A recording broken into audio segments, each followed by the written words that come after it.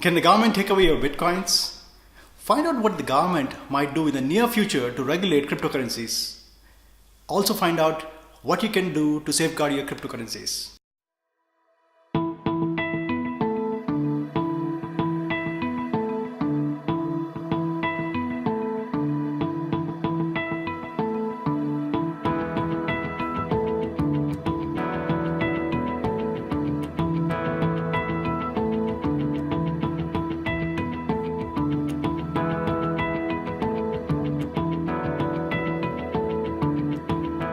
The first place a regulator is going to go after is where there's concentration of bitcoins and transactions.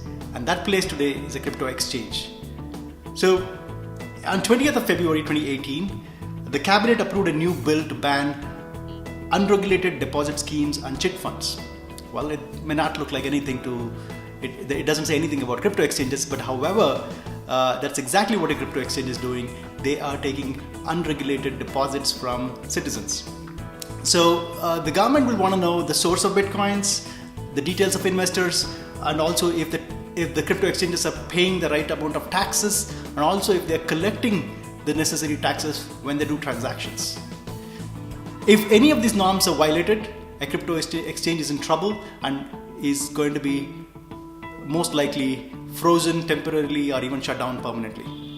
So when that happens, if you have your bitcoins or cryptocurrencies in an exchange, they will be frozen. You will not have access to them unless you have taken them out of an exchange and put it into an offline wallet, be it a hot wallet, be it a paper wallet, or a hardware wallet.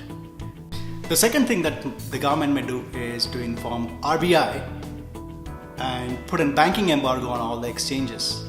What this means is, fundamentally a crypto exchange converts fiat money into cryptocurrencies.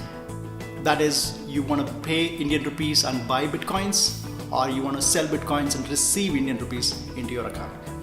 What if the banks will not allow transactions with the crypto exchanges? What if the handshake is off?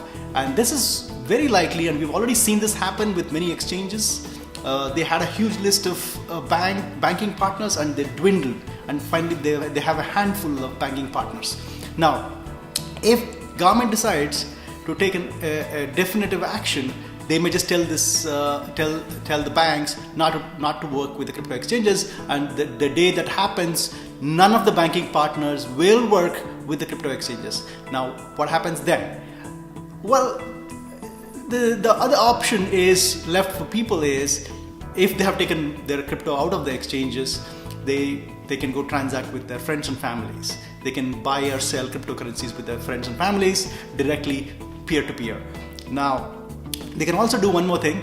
They can, if you have friends in foreign countries where exchanges will still be operational, so you can tell your friends, you can send cryptocurrencies to those friends and family living in foreign countries, and they will exchange it and give it back, give US dollars or whatever other dollars, Australian dollars to you when they come over to India.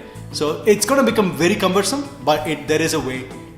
If the banking embargo happens in India, it may not likely happen in all parts of the world. Also, there are new banks who are coming into the picture who will support crypto exchanges, and that's their promise, at least. The next thing that the government could do is to introduce self-declaration of cryptocurrency assets. Just like you have Indian citizens will need to report any foreign accounts and foreign properties during their income tax returns, the government could introduce an amendment to this and say, hey, when you file income tax returns, you have to file your cryptocurrency assets as well. So there are two ways you can do it. If you go ahead and declare your cryptocurrency assets, then the government can decide to tax you for it, just like they have property taxes. And if you don't declare it, it becomes like black money. You will not be able to ever encash it, or you will not be able to use it for legitimate purposes. So this is another thing that the government could do in the near future. And lastly, the question of capital gains is very, very pertinent to cryptocurrencies, because cryptocurrencies seem to be rising in value in a very short period of time. They are bound to attract short-term capital gains. So what is short-term capital gains? It's a tax you pay for any kind of gains you make in a short term. For instance, if you bought Bitcoins a couple of months ago at, let's say, 3 lakh rupees, and now you sold it for 6 lakh rupees in a matter of few months, and you've made a profit of 3 lakhs.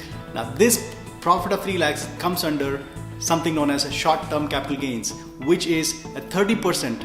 The government is going to take 30% of this increase profit that you made and call it as short-term capital gains. This is something, it may be enforced at the exchanges directly, or if not, you will be liable to pay it if you ever convert cryptocurrencies into Indian rupees. Now the way around it, the work around this is, I would recommend that let cryptocurrencies be cryptocurrencies and never convert them back to fiat money, because every time you convert it into Indian rupees, it becomes capital gain. You will attract. For instance, here's an example. For instance, if you have Bitcoins and you want to buy Ripple or Litecoin, for instance. So there are places like Changelly. I'll leave the link in the description below. There are websites who allow you to convert BTC into Ripple or BTC into Litecoin. So you can do it without converting into INR. So my recommendation would be to let cryptocurrencies remain as cryptocurrencies and never keep switching from crypto to fiat and fiat to crypto. So every time you do that, you attract capital gains. So keep that in mind. I hope I gave you a summary of what the government might be planning to do in order to regulate cryptocurrencies. And I hope I gave you some idea about what you can do in order to safeguard your cryptocurrencies. I will leave you with this question. Will you be at loss if Indian government decides to shut down crypto exchanges? Do leave your comments below. And if you want to know more about securing Bitcoins, stay tuned and subscribe to my channel, and I will keep posting more videos.